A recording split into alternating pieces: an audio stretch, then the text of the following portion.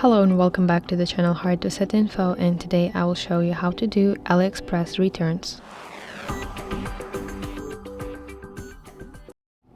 Open AliExpress application on your phone and go to your account at the bottom right corner of your screen and go to My Orders section. Now here you want to find order that you want to return, tap on it to open its details and go to button Returns and Refunds. So now your screen should look like this. First of all, you should answer a few questions, and the first question is, did you receive your item? And your answer should be yes.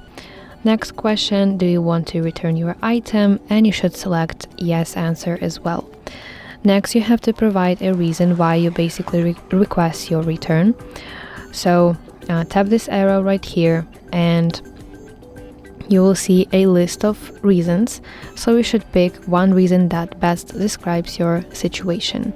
Tap continue button, and here in this line you can indicate a refund amount, of course if you want to get your refund.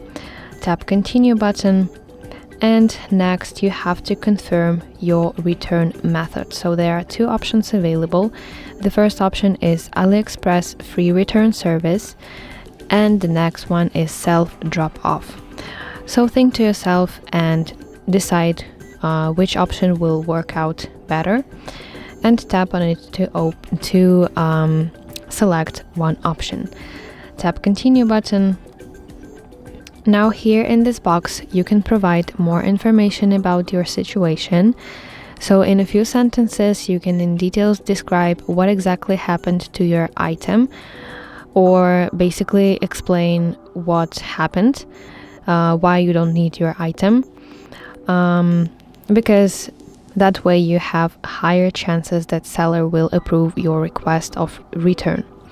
And finally, you can upload your photos, videos or screenshots as a proof.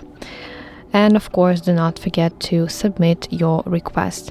Usually requests take a few business days to be processed, so you should wait a little bit. And after your request is approved, make sure that you go to find your free return label.